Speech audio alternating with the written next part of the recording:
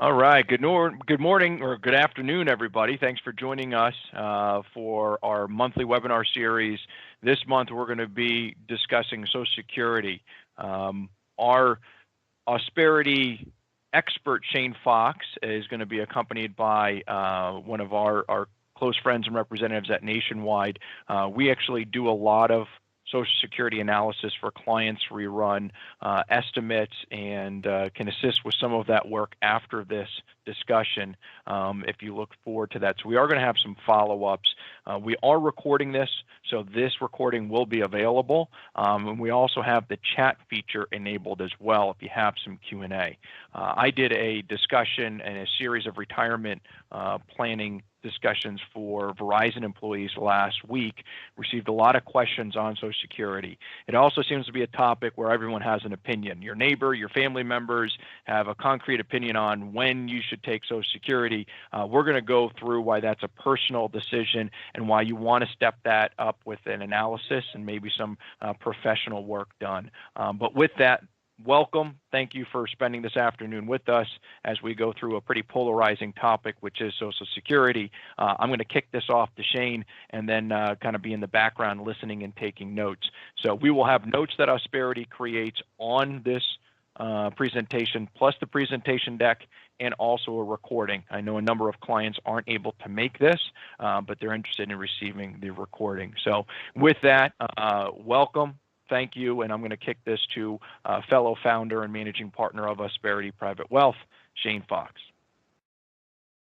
Yes, thank you, Rory. That was a great high-level introduction, and we're so excited to have Timothy O'Hara here with us today, who Rory mentioned is one of our preferred partners here at Nationwide. He is an industry speaker and a great speaker to Social Security and this topic. And as Rory mentioned, this is a very, prominent topic, especially today's day and age, with Social Security and, a lot of the questions surrounding it. So hopefully Tim is going to be able to, answer and clarify some of those questions you may have today.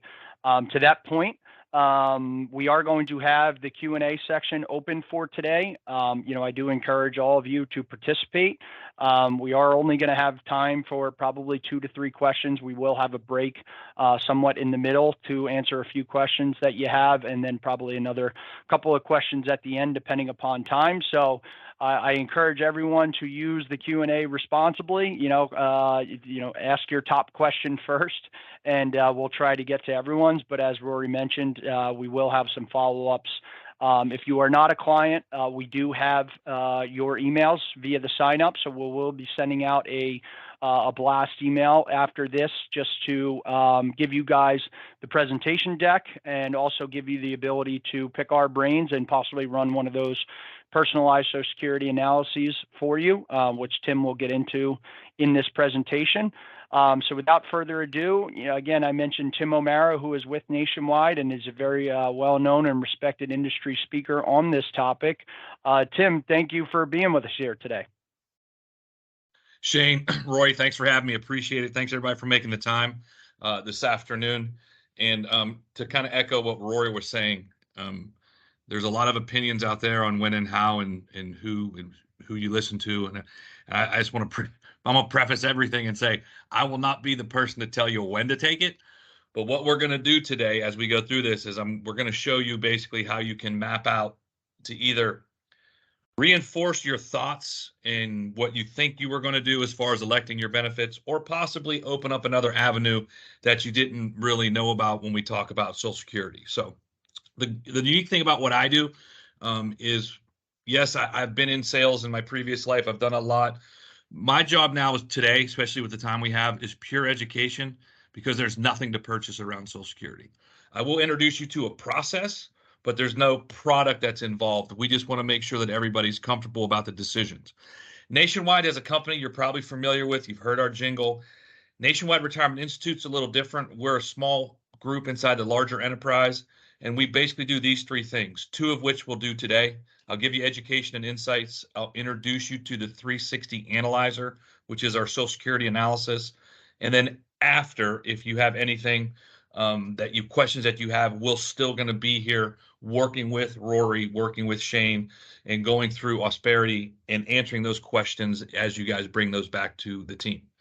Our agenda, threefold: talk about Social Security, the choice of a lifetime, go through Social Security basics, and then talk about managing discussion. We will get into actual filing situations that we'll go through where a lot of the questions may come. But again, as Shane said, feel free to throw the questions into the chat or the Q&A, and we'll have a break in the middle, and we'll go through that.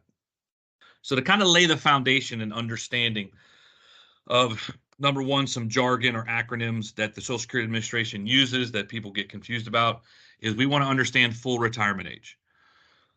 We mentioned there could be some folks here from Verizon. I don't know as far as Verizon still, if there is a pension, not a pension, but I'll use it as an example. Or wherever you work, if there's a pension that you're eligible for, that's its own separate calculation, has nothing to do with your eligibility or what you're going to get from Social Security. Social Security doesn't care how long you've worked at a company. They don't care that you've maxed a pension. They only, in order to get to full retirement age, look at the year you were born. So anyone born 43 to 54, your full retirement age is 66. 55 to 59, it's going to be 66 in a few months. And then anyone born 1960 or later, your full retirement age is 67.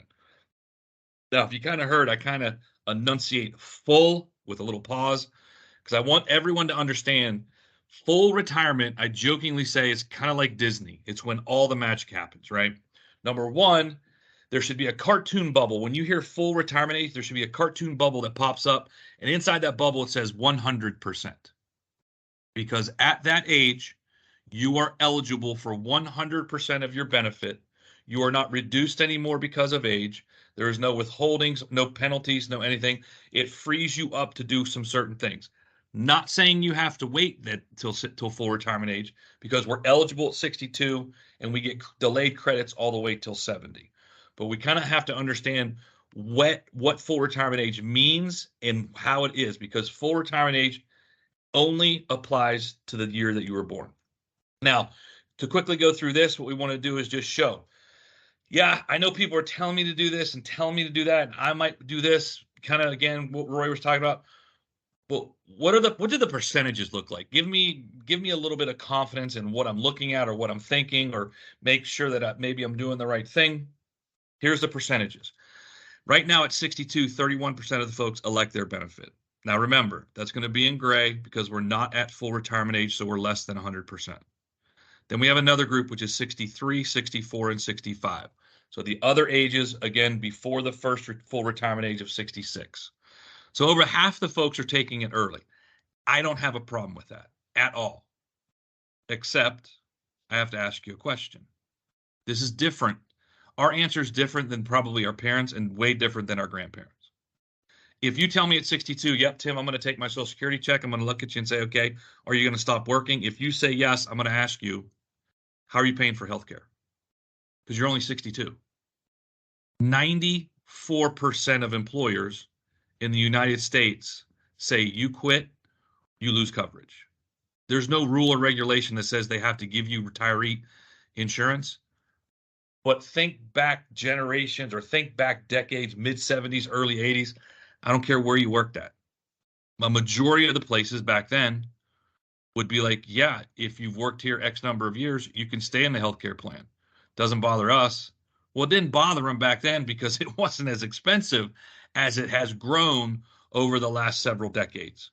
So as a business decision, companies say, you stop working, we stop covering you. I'm not trying to change your plan. I just don't want to have any surprises when you say, yep, I'm good at 62. You go to HR. HR is like, okay, when's your last day? Because we have to cancel your insurance that same day. And you're like, wait, what? I thought you guys gave me insurance as a retiree. No, you have to check. Very few do. So 62 is not a problem if we can get through that, what I call healthcare hurdle, to age 65. That 31% number that you see on the left, that keeps declining every single year, because a lot of people say, I either don't want to, or I simply can't afford to pay for, if not one, then two people for private insurance. Our biggest group is at 66. A couple reasons for that. People are shooting for that 100%, have some flexibility. That's great. what I want to do is I want to get there. I want to have 100% and we're all set.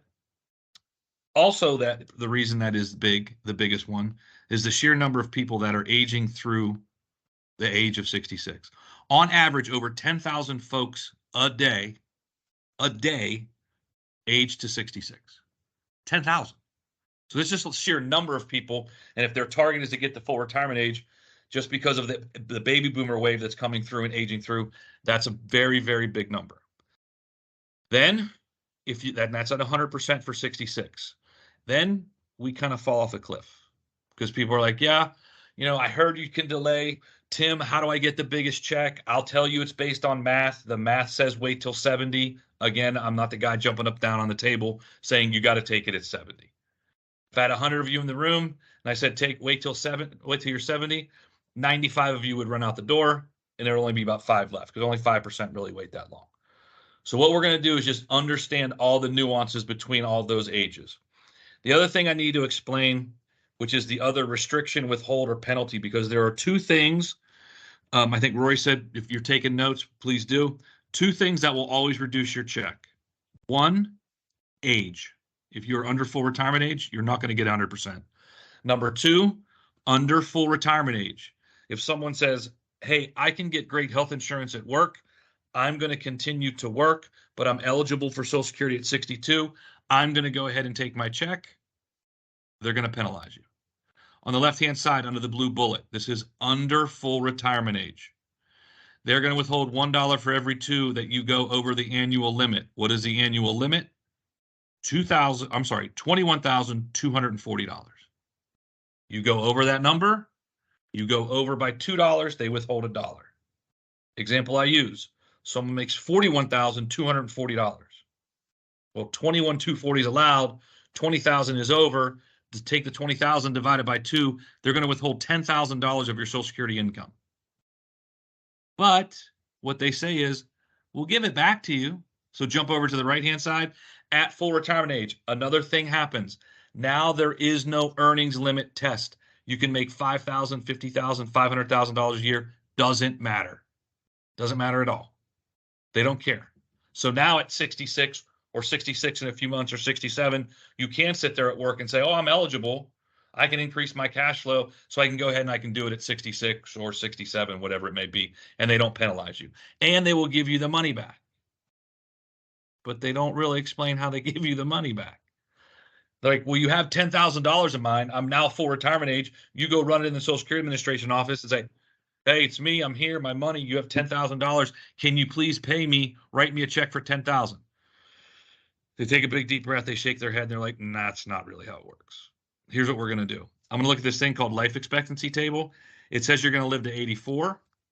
So we're going to break up the money we owe you into monthly installments and add it to your check between now and 84. What if I don't make it to 84? If you don't make it to 84, then you don't get all your money back. Now, people have questions though. They're like, what constitutes or what goes towards that 21,240? It's only 3 things. The only 3 things that the Social Security Administration looks at is earnings. Earnings in the form of a W-2 employee, a 1099 contract employee, and someone who has a small business and is paying FICA. They do not look at a pension payment, money out of an annuity, money out of an IRA, out of a 401k, savings, investments, money at the bank, money buried in the backyard under your mattress. They don't look at any of that. That's income, but that's not earnings. There's no FICA involved in that. So only 3 things: W-2 wages, 1099 contract wages, and then small business. Let's get into another kind of jargon acronym kind of thing, which is PIA, or primary insurance amount. What that is, this is the amount that you are going to receive on the month that benefits start. So when you turn, so on your birthday, my birthday is August 27th. So in August, on August 27th, when I hit 100%, that is considered my PIA. That's important to remember. That is the core of all the calculations that they do. How much do I get? Well, you get X percent of your PIA. When's my PIA? Your PIA is when you get to full retirement age. Okay, well, how do they calculate it? Well, as we all probably know, we need 40 quarters or 10 years to establish some form of PIA at Social Security.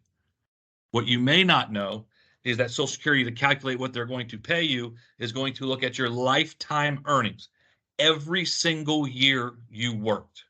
What you did 15, 20, 25, and 30 years ago, 40 years ago, whatever it is, they're going to say, what was that? What would that be in today's dollars based off of inflation? And they're going to look at every year you worked and said, which one is number one? So if you worked at a different company, different division, different industry, made more money somewhere else a couple years ago, that would be number one. And then what's number two? What's number three? And they're going to stack you from top to bottom. So I'll give you my example real quick. I'm 53 years old. You go back 35 years. I'm 18 delivering pizzas and working at my dad's restaurant. I'm not making any money, but it's in my 35 right now. Plus the years I was in college really not doing anything, just working odd jobs here and there. But every year I work, like in 2023, I'm going to work, I'm going to throw a number in. 24, I'm going to throw a number in. So if I end up with 45 numbers, they're going to take my best 35. They're going to get rid of the worst ones. So my low earning years go away. And they're going to do a calculation. It's going to be your PIA. And they tell you this is your base number, and we're going to do all of the reductions or the delayed increases off of this number. Now, what happens if you don't have 35 years? Well, they need 35 numbers. So if there's 30 years that are paid into Social Security, the last 5 will be 0. So just make sure it's important that everybody looks at their statement. I'll give you the web address here in a minute. Everybody on this call that's paying into Social Security has an online account. What I want to do is kind of go through PIA. Think about people that make a lot of money for a long period of time. There must be really, really big Social Security checks out there. And actually, there's not. Okay, there's a cap. There's a cap on the income. So every year, Social Security Administration says we're only going to tax you on income earnings, I should say, up to this point. Naturally, this year being the highest, we're right around $160,000. Anything over $160,000, there's no more Social Security, so there's no more tax. So if we have a max tax, we must have a max check. So example, someone runs in the Social Security Administration and says, hey, okay, I want to file for my benefits. Let's look at your work history. Let's do the calculation. Wow. You made $160,000 for the last 35 years. It's impressive. Next person in line runs over to the next desk. He's like, yep, I want my benefits as well. They go, whoa, you made $1.6 million for 35. So they need 35 years. One person made $160,000. The other person made $1.6 million a year for 35 years. Guess what their checks are? They're the same. It doesn't matter. Social Security doesn't care that you made $160,000. They're not taxing you anymore. I mean, 1.6 million. They're not taxing you anymore. Once you hit the top of the chart, once you hit 160,000, they stop taxing. They have no idea what you even made until it's reported by the IRS at the end of the year. Doesn't matter to them at all. Now, everybody has an account at www.ssa.gov/myaccount. It's important that you go on there. The statements have changed. If you've not seen the new ones, as of the last 24 months, there's been a complete revamp of the Social Security statement. It's very, very, very much improved and user-friendly.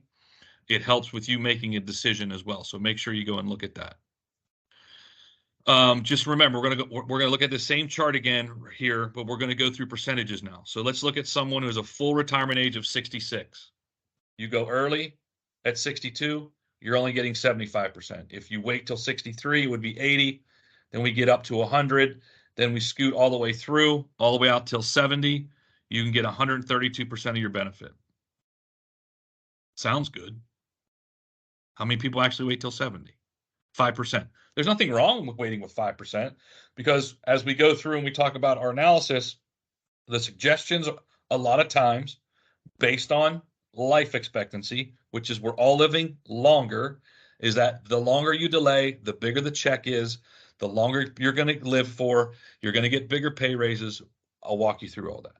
Now, looking at this chart, don't get confused. You don't start at 75 and then move up to 80 and then 86, then 93. And the day you elect your benefits, chart's gone. It disappears. Only way your check goes up is if they come out and say, we're going to do a cost of living adjustment. Okay. Now, again, you wait out all the way out till 70. They give you 4 years of an 8% delay credit, extra 32%. I'm more intrigued by this number. From top to bottom, it increased over 70% from the bottom to the top. Every month that you wait, you are giving yourself a pay raise. So whenever your birthday is, if you haven't elected your benefit, you go a month, your check just clicked up. Every month you're locking into a higher payment. Okay. Take everything you see on this screen. I want you to shove it over to the right. So 132 is going to fall off. We got to start with a new number. That number is lower. It's at 70%. Then we're back on track with the same schedule. 75.80, 86.93. Then we get to 100. Now we're at 100%. Now problem is, though, we only have 3 years in order to delay. So we're not going to get to 132. We're going to get to 124% because we only have the 3 years. And by the way, there is no reason for anyone over the age of 70 to not be receiving their Social Security benefit. There's no reason to wait at all. Now, I just ran through a lot of stuff pretty quick, so we'll do a pause. I mentioned to Shane that we'll go ahead and do a pause here before we get into the actual filing. So Shane, if there is or anything you want me to answer, I'm going to go ahead and turn it over to you for a minute. Yep. So we'll give it a quick second here see if any questions come in. I don't see any as of just yet. I guess I'll start with the elephant in the room, Tim, and the question I most commonly get, and is that is Social Security, can I even count on Social Security being there? That is probably the most common question that I get these days, given all the articles surrounding, Social Security is set to run out in 2034, I believe it is. So why don't we just start with that one, Tim? I'm sure you get that all the time as well. I do. And so here's what I'll tell you. It's kind of like anything out in the media right now. They're gonna pick the worst thing possible and expand on it as much and talk about it as much as possible. Yep. Here's functionally. Think about this as a functional operation. Right now, we work and we have to pay we are taxed on our monies to pay into Social Security, and our employer is taxed and paid on our behalf into our account. So we're taxed, they are taxed. Now, everybody's saying that it's going to run out of money in 2034, 2035. That's a misconception. Meaning, the only way we can wake up and everybody that's getting Social Security gets a zero check is if they stop taxing. Do you think they're ever going to stop taxing? And the answer is no, they're not ever going to stop taxing. But what is, based on the math, what is set to happen in 2035, if they don't do anything, is for us to say, here's how much money we need. Unfortunately, we don't have that amount. We have less. We only have X in the pot. That difference right now, based on actuarial numbers when they do the calculations, is 23% less. So if I'm getting $1,000 in 2034, worst case scenario in 2030, I'm not saying it's a good thing, but I'm saying worst case scenario in 2035, we're going to get $770. We're going to get 23% less. That's if they don't do anything to fix it, right? A couple different things they can do to fix it, and we can kind of get into that like towards the end or after. But functionally, for it to go to zero, they would literally have to come out and say, we're going to stop taxing you. I'm not saying 23% is a great thing, but it's much being down 23% versus being down 100 is much better. So yeah, hope that answers that. Yeah, that's great. No, that's like I said, one of the most common questions I think that all of us get here. So it's good to have some insight on that. One question from one of our guests is, let's say your full Social Security age is 66 and 6 months.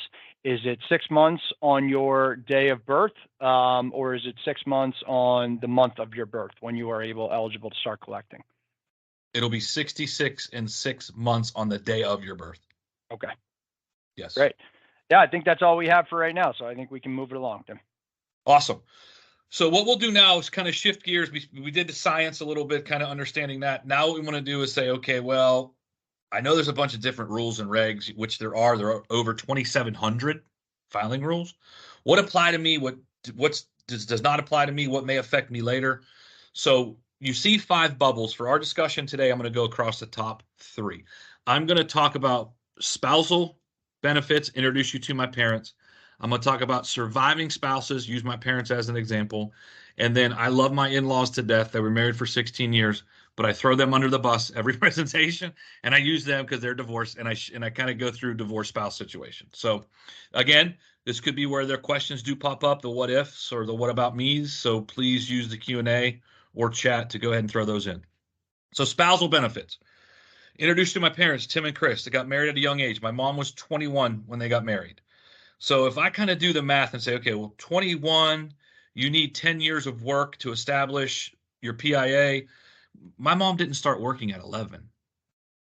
And then at 21, when she gets married, she has some years that she worked, but not 10. Then when they get married back in 1968, 69-ish, right around there, you know, what was everybody doing? Let's get married. Let's have kids. Mom says, we'll have kids. I'll run the household. You run the business. Dad said, deal. Okay, we're good. I'm the oldest of 3. My sister's 6 years younger than me. So all of those years of us growing up, my mom's not getting any credits towards her PIA. Then when my sister graduates, goes off to college, my mom goes, I'm bored. What am I going to do now? My dad said, I have an idea. Why don't you come down to the restaurant, work there, and I'll pay you under the table? Okay. That is a complete big fat 0 for PIA also. So my mom doesn't even have one to file off of, but she's married to my dad. The rules say both must be 62 or older. You must be married for at least 1 year, and one spouse has to file before the other claims benefit. So my mom now doesn't have her PIA, but she can use my dad's. What does that mean? That means that once my dad files, married for more than a year, and they're both over the age of 62, my mom can go in and say, I would like to file. They say, okay. Now, what's going to happen if my mom goes in? Let's say my parents are the same age. Dad goes in at 66. He gets $2,000. Mom says, I'm 66, married for more than a year. He just filed. My mom's going to get a separate check for $1,000. Now, the 2 things that will always reduce your Social Security check: age and earnings. Let's say my dad's 66, my mom is 62. But now it's different. My mom's eligible because it says you can get up to 50% of the PIA. Okay. But if you're 62 and they said they were going to give you a check of $1,000 and you're not at your full retirement age, you are younger, they are still going to reduce you based on the charts I just showed you. So mom does not get the full $1,000. She gets $750 or 75%. Another misconception on spousal rules: people say, my spouse gets half my check. No, they don't. They get up to 50% of PIA. When I mentioned PIA is the day you hit full retirement age. That's locked in. If that person goes past, if the spouse goes past and delays until they're 70, thinking that their spouse is going to get 50% of that check, they're wrong. The spouse is capped at whatever 50% is of the spouse's PIA on the day they hit full retirement age. Doesn't matter if they keep going and get a bigger check, they're going to go back to age 66 or back to age 67 and say, what was that number back then? Well, you only get half of that. So that's spousal benefits. Surviving spouse, different set of rules. Must be married for at least 9 months. Only time I can tell you can take benefits earlier than age 60. As long as when you turn 60, you are still a widow. 52-year-old couple, husband passes away. If that surviving spouse remarries, let's say at 58 or 59, they can't go in at 60 and say, well, I'd like to file off my first husband that passed away at 52, because they're currently a spouse. They are not a widow or survivor. Okay.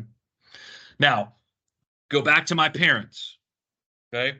At 66, my dad gets his check. It's $2,000. My mom will make her 66. She gets $1,000. Let's fast forward to 72. At 72, they've had cost of living adjustments. The checks are bigger. Dad's is $2,200. Mom's is $1,100. Mom passes away. What happens? Well, unfortunately, the check goes away. There's no scenario inside Social Security where one person can receive 2 benefit checks. It doesn't exist. So my dad's check is $2,200. My mom's 11. The $1,100 check, my mom passes away, it goes away. But what happens when my dad passes away first? Well, mom's getting 1,100, but she's now a surviving spouse. As a surviving spouse, you are entitled to everything that that person was receiving. So my dad was receiving 2,200, or would be set to receive upon the day of death. So if there was no check yet, and my dad was waiting to take his check, they'll freeze it upon the day of death and say, as the survivor, you are permitted to take this. So my dad's $2,200 check will still go away. My mom has to go to the Social Security Administration and say, I would like to file. I would like to replace my $1,100 check with the $2,200. You can't get two checks, but you can retain the higher of the two when we talk about survivor benefits. Okay. Divorced spouses. This is a doozy. This is always a lot of fun on this one. So you must be married for at least 10 years. That is definitive. They want marriage certificate, divorce decree. They will look at it and make sure it's 10 years. Once you've established that you were married for 10 years and you are now divorced, you are now allowed to file off of your ex like you were still married to them. As long as, if you look at the second bullet, you are unmarried and filing off of your ex. Doesn't matter what your ex does, you must be unmarried. And then the last thing, remember, my mom, part of the criteria for my mom could not file or use my dad's work history until he filed. Could you imagine if I had to go to my father-in-law? He's a retired dentist. His name's Tom. We call him Doc. You imagine if I had to go to my father-in-law and be like, hey, Doc, can you do me a favor? I need you to file on your Social Security check so your ex-wife has access to your account and she can file. That's not in effect. It's in effect for a very short period of time. So the ex does not have to file after 2 years of the divorce being final. So in my in-laws scenario, they were married for 16, divorced. By the time they went to file for Social Security, my mother-in-law could do whatever she wanted. Didn't matter if he filed or didn't file. Didn't matter if he remarried or didn't remarry. As long as she was unmarried, married for 10 years and 62 or older, and the ex was 62 or older, and we're 2 years past the divorce, my mother-in-law can file off my father-in-law like they were still married. And they get 50%. It's the same exact thing.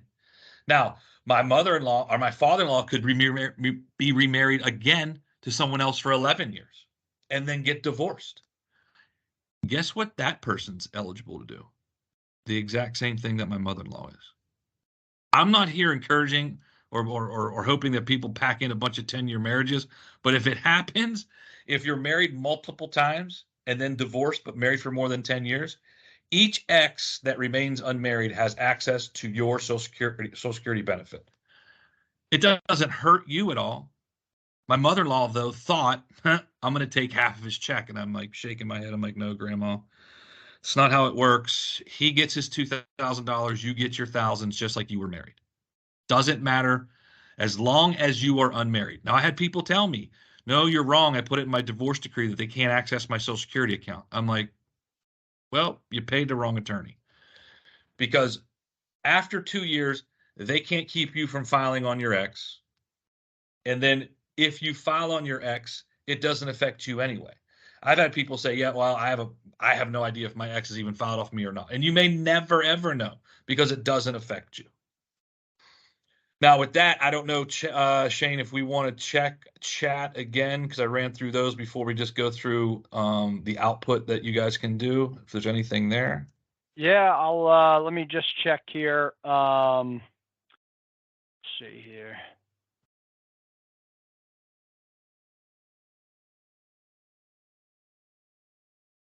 Yeah, it's Rory. It doesn't look like there's any questions, Yep. but I think the assessment is a great way to kind of round out and provide a good visual and follow-up item for anyone that's interested.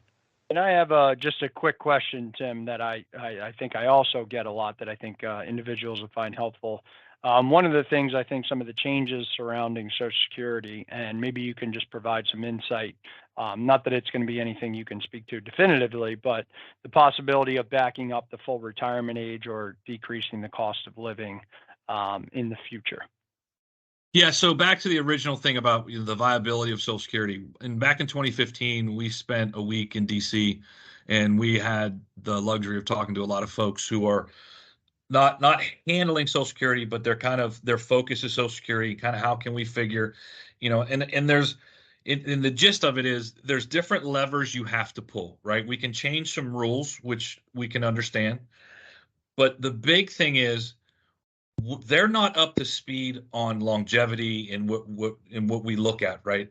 Yeah, they went, oh well, if you're born in 60 or after, we'll move it back out to 67. But they didn't change the access age. It's still 62. And people are like, well, I'll take a 5% hit. I'm fine with it. I'm still going to access at 62. That's fine. I have 3 kids born after the year 2000. I'm pretty sure they're never going to access Social Security at 62, nor should they, right? We have that hurdle from 62 to 65. So age, example, my kids can't access it till 65. They can't get to full retirement age till 70. They can delay till 73. Something to that effect, right? That has to happen because we're all living longer. So that's a lever. Age is one that you mentioned, Shane. Cost of living increases calculations. That's another one they're looking at, slightly tweaking the tax a little bit. But I will tell you, there are multiple bills that have put these different things together that say if we can pass this bill by changing this, whether it's age and cost of living, age and the actual extra tax, whatever it may be, we can fix it and change it, and it'll be fixed in perpetuity. But it's such a hot topic, and every single, we get to midterms, we get to election years, and people want to dance around it. Back in 2020, we had a bazillion people that started running for president. No one talked about Social Security. The only Social Security ad you ever saw was from AARP. But there are things in there. There are things on the Hill that people at some point, it's like, it's the government, right? I'm not being political one side or the other, but until their back is against the wall, they're really not focusing on it as much as they should, but there are ways to fix it. So. Yep. No, that's a great answer. Yeah. We tend to give similar answers. But, again, as you mentioned, it's always a hot topic, and I always equivalent it to, administration wise, it just always seems to be a kick the can down the road type conversation, right? Why deal with it as your issue when, we're not, coming to a halt until 2034, right? Right. So I'll just go through. Tim, real quick. This is Rory jumping in. We got another question. So confirming spousal benefit can start at full retirement age as long as the main income earner has also applied. Well, actually, so that is true that it can start at FRA, full retirement, but you can be, my mom could be 62 and my dad could be 66, or my dad could be 62. The trigger for you, the accessibility of a spouse is married for more than a year, both over the age of 62, and is your spouse collecting benefits? If all 3 of those triggers hit, you could be 62, you could be 63, you could be 68, you could be 70. So a spouse doesn't have to wait to a certain age. A spouse is more controlled by, is my spouse getting the benefit, which opens it up for the spouse to file them. Hope that answers that question. Yep, great. Okay, to wrap this up and kind of say, okay, that's a lot of information. I get it. Maybe you're still confused. Maybe I muddied the water. I apologize. I'm not sure. But what we want to do now, I'm going to introduce you over the next few minutes to our Social Security 360 Analyzer.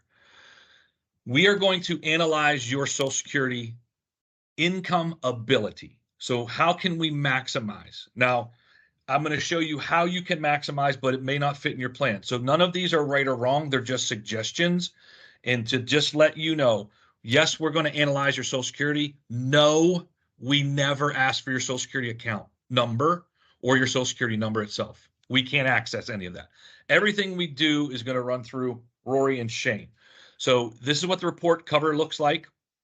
This is what I mean by we're going to give you a couple different variations, a couple different possibilities, but we're going to ask you a couple questions. The first one I'll pose to you now, just so you understand when you look at the questionnaire, because this is the $1 million question. What do you think your life expectancy is? Bam. It's either a number or there's a range. Not a problem if there's a range. We can run multiple ages for you. You giving us that number to put into the software is going to adjust the different scenarios you can have. This one right here, we have 4, husband and wife, Jim and Linda.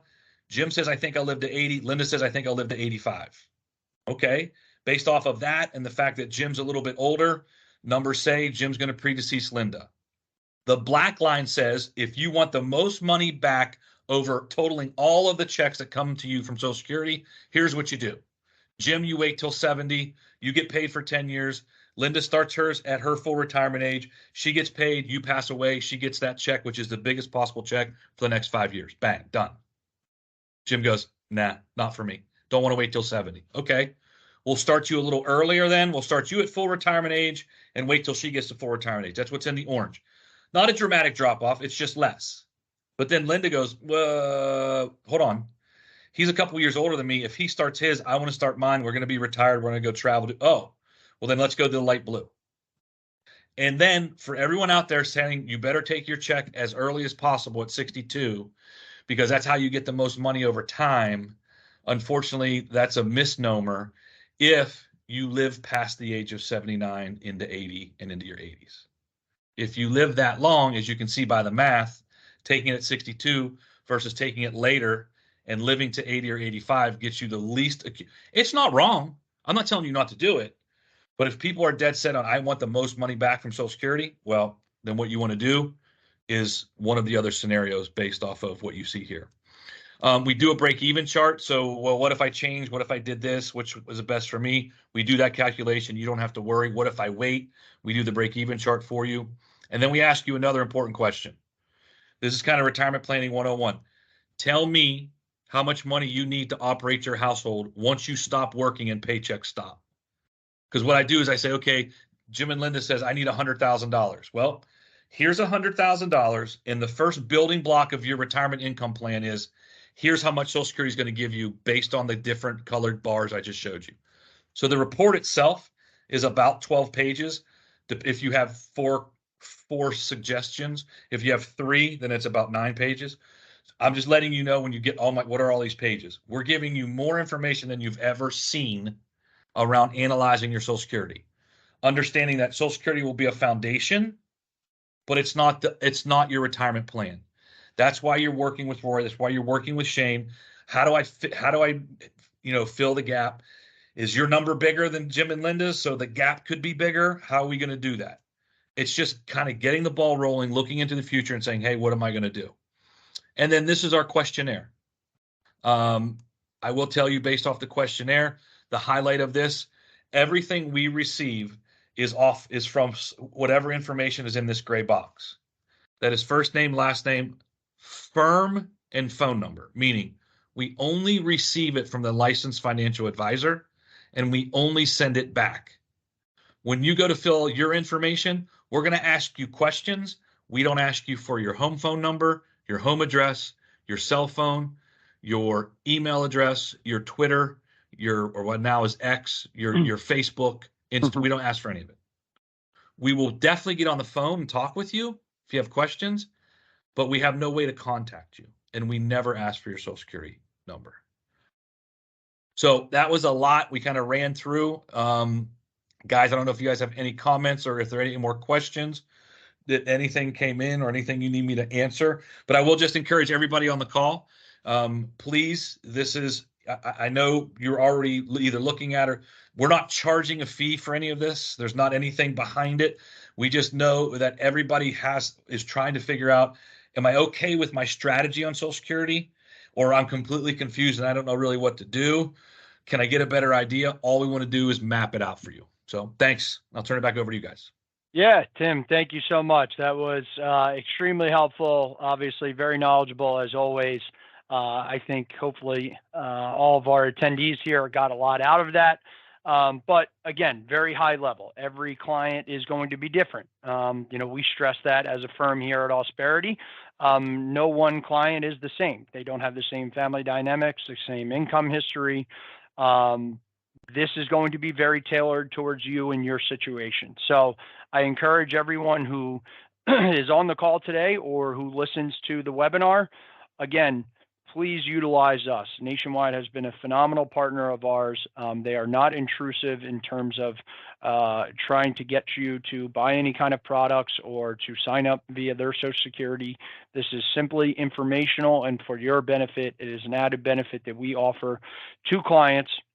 So if you're interested and you're getting near that age or just curious as to what it might look like 7 years from now, right? I encourage you to send us an email, Rory, Jeff, myself, Monica, Mike, any one of us, pass along an email. Let us know you're interested in doing one of the analyses. And again, I have done countless numbers of these for clients. I am more than happy to relay the information that we receive back. And if you'd like to have a Nationwide specialist on the call, we're happy to do that as well.